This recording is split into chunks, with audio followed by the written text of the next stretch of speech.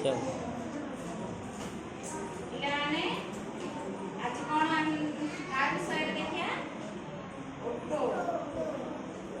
ଓଟ କ'ଣ କି ପଶୁ? ଗୃହପାଳିତ ପଶୁ? ନାଇଁ। ଓଟ କୋଉଠି ରହୁଛି? ମରୁଭୂମିରେ। ମରୁଭୂମି କାହାକୁ କୁହାଯାଏ? ମରୁଭୂମି କାହାକୁ କୁହାଯାଏ? ଯୋଉଠି ପାଣି ନଥିବ, ଖାଲି ବାଲି ଥିବ, ହେଲା? ବୁଝିଲା? ଖାଲି ବାଲି ଥିବ। ଓଟ ସେଥିରେ ଚାଲିବାରେ ତାର କ'ଣ ପାଦ ଗୁଡ଼ାକ ମାଂସ, ହେଲା? ଆଉ ସେଟା ମାଂସ ପାଦ ଯାକ ତାର ମାଂସ ବେଶୀ। ଓଟର କ'ଣ କ'ଣ ଅଛି? କ'ଣ କ'ଣ ଅଛି? କେତେ ବଡ଼ ଓଟର? ପିଲାମାନେ କେତେ ବଡ଼? ଚାରିଟା। ତାର ସୁନ୍ଦର ଲମ୍ବା ନା ଛୋଟ? ଲମ୍ବା ଲମ୍ବା। ତାର ଏଇଟା କ'ଣ? ଉପରଟା କ'ଣ?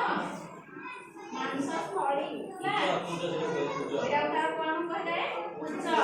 ପୁଚ୍ଛ ପୁଚ୍ଛ। ସେଥିରେ ସେ କ'ଣ ରଖେ? କ'ଣ ରଖେ?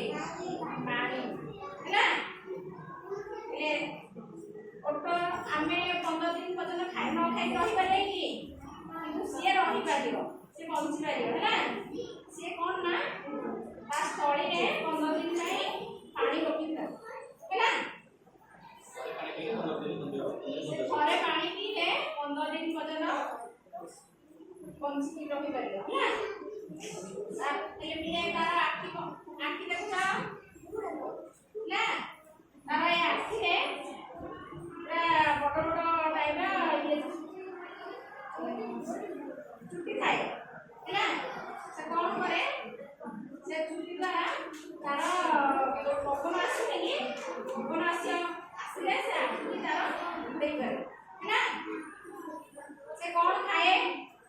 କ'ଣ ଖାଏ? ଓଟ କ'ଣ ଖାଏ? କ'ଣ ଖାଏ? ଘାସ ଖାଏ, ଡାଳ ଘାସ, ହେଲା? କ'ଣ ଖାଏ ଓଟ? ଡାଳ ଘାସ। ସେ କୋଉଠି ରହେ? ମରୁଭୂମିରେ। କୋଉଠି ରହେ? ମରୁଭୂମିରେ କ'ଣ ରହେ? ବାଲି, ହେଲା? ମରୁଭୂମି ଅଞ୍ଚଳରେ ଖାଲି ବାଲି ଥାଏ। ତାର ପାଦ ଯାକ ମାଂସ ବେଶୀ, ହେଲା? ସେ ବାଲିରେ ଚଲାବୁଲା କରିପାରେ।